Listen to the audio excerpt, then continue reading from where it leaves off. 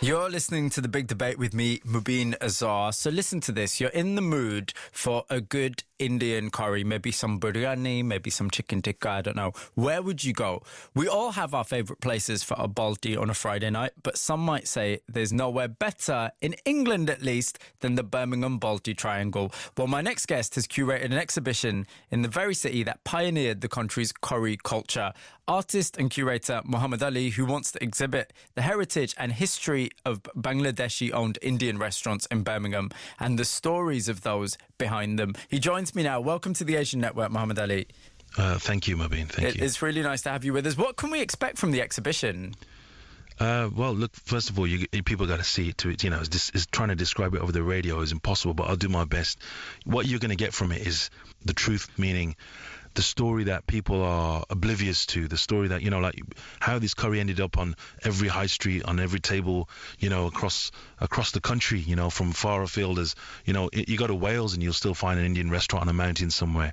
It just shows that how the British obsession with curry and the backstory that really hasn't been told, i.e. the kind of the difficulties, the challenges of early migrants, how they came here. So really I'm trying to shed light on something that we take for granted, the curry in Britain as a kind of an institution, if you like, how it came about. And that's the story that I wanted to expose because it's personal to me as well.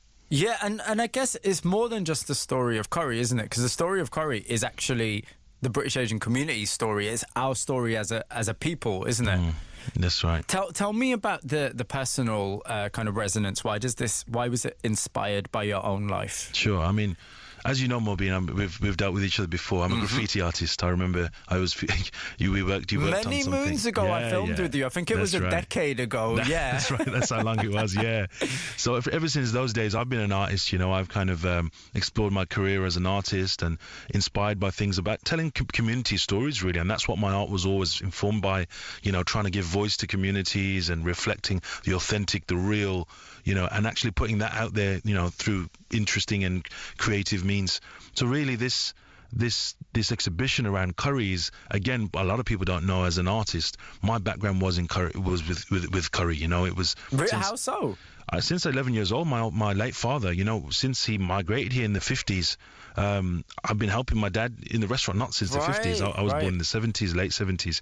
But since as a kid, it was something, it was my livelihood. So helping my father in the weekends, when everyone was having fun and hanging out on the weekend, I was there grafting, with my father, helping him with the business. So I've seen a lot of things. I've seen the struggles. I've seen a different side of and the behind the scenes of what it takes, what my family, what my dad went through.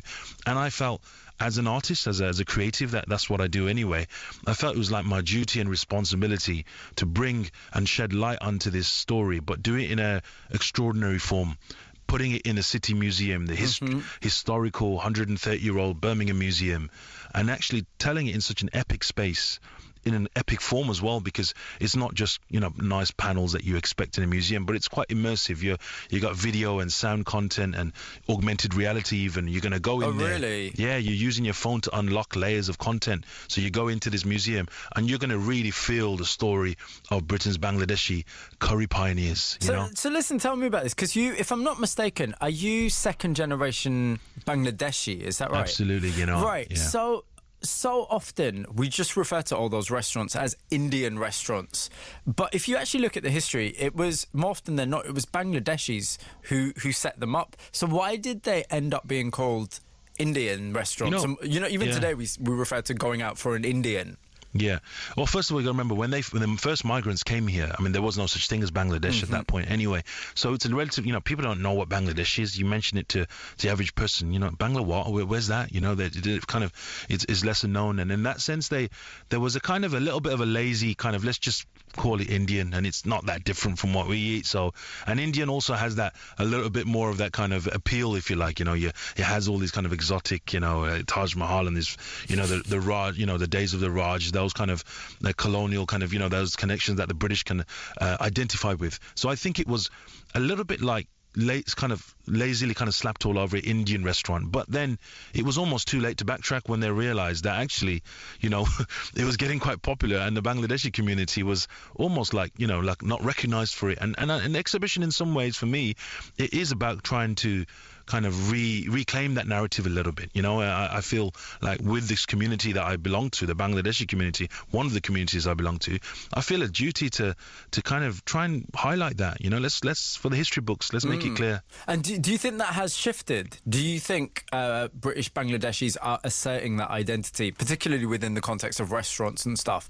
Do you think they're asserting their identity more than they used to? They're trying to, but I think they're not doing a great job of it, to be honest with you, and that's why this exhibition was necessary. I feel like this is probably the biggest PR disaster the community has ever had, because you're talking about near 85-90% of this country's Indian restaurants are Bangladeshi owned, and I think the community should be proud of that, and actually something that needs to be made clear and the record set straight, not as a way to kind of take anything away from the Indian community, because they are definitely pioneer. They are really pushing and taking it to another level right now with their restaurants, and the celebrity chefs that are out there. But I think the foundations and the history is something that must be acknowledged. The struggles that they went through in opening restaurants from as early as the 40s and the late 30s. That's the reality. Bangladeshi men who had the vision, the perseverance, the determination to come here and make something from nothing. They came here, working class people from a city called Sylhet in Bangladesh. And they, like my father, they established themselves and they went through so much. That needs to be acknowledged. Do you know what? It's lovely hearing you speak, because I can absolutely relate to a lot of this in terms of conversations I've had with family and with that parent generation. But I want to know, realistically, do you think the second, third, even fourth generation Bangladeshi boys and girls that are coming up now have that same passion, particularly when it comes to curry and restaurants? Do you come across kids that say, look, I want to make the best restaurant in Birmingham? Does that happen now?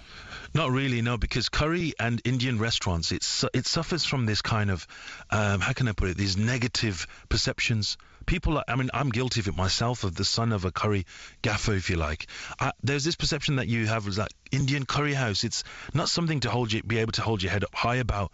Our but fathers. It should be, shouldn't it? Because it's a question of your own identity. You can make stuff the way it's been created through your family. You can make a lot of money out of it as well, practically speaking. It is, but the reality is curry and the jokes that we had to put up with, me growing up as a young kid, the jokes about curry at school in the playground, this is something that we weren't confident about. We just wanted to fit in. We wanted to be like everybody else. Are we still in a state of kind of curry trauma?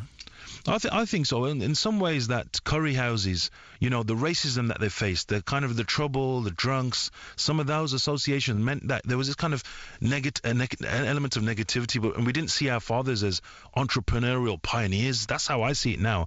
And our communities need to kind of shift our thinking in how we perceive what curry did. Curry transformed this country's cuisine. When we talk about chicken tikka masala, that's something to be, shout and be proud of, and actually kind of shed that negativity, if you like.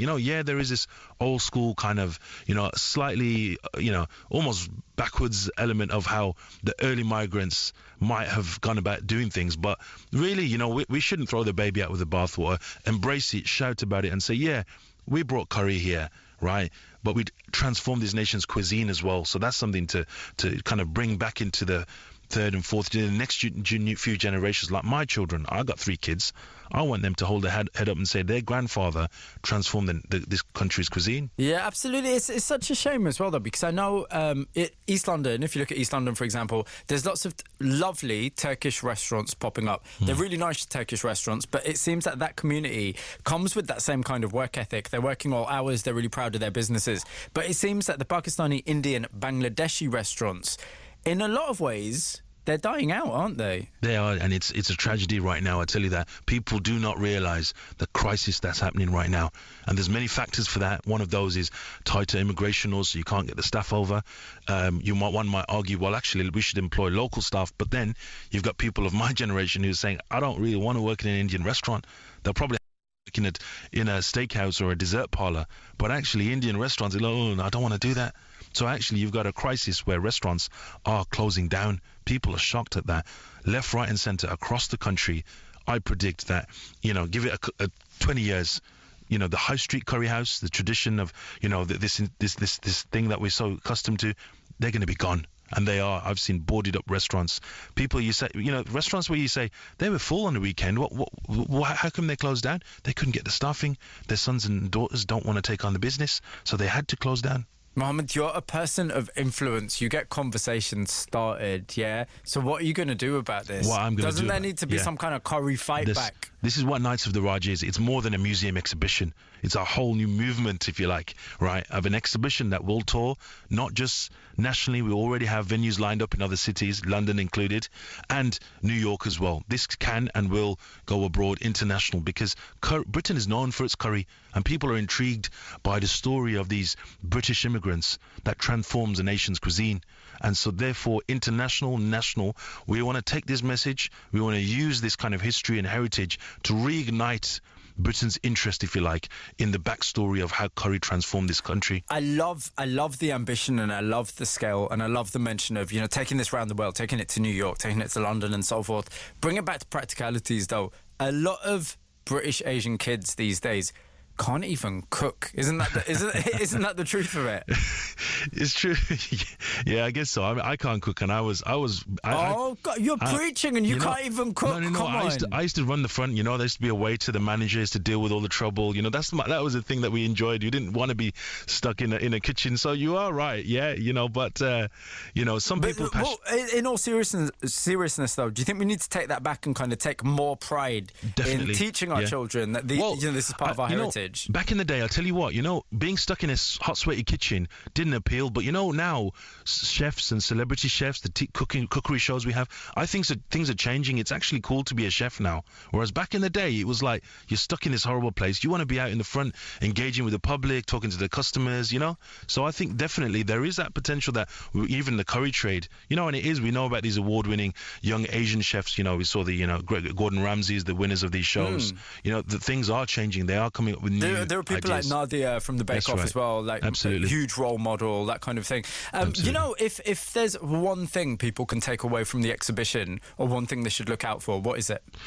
Okay, it's not just about curry. It's about reclaiming narrative. It's about speaking up and saying, this is who I am in this country. In a time where we have the discourses around what have immigrants brought to this country, this is just one example. The curry trade is something that's personal to me, right? It's about saying, this is who I am. I contribute. I will contribute. And if you try and tell me that Asians and immigrants didn't bring nothing, you don't know your history. I really appreciate that passion, and I'm going to ask you a really serious question now. Go on, what's that? Are you going to learn to cook?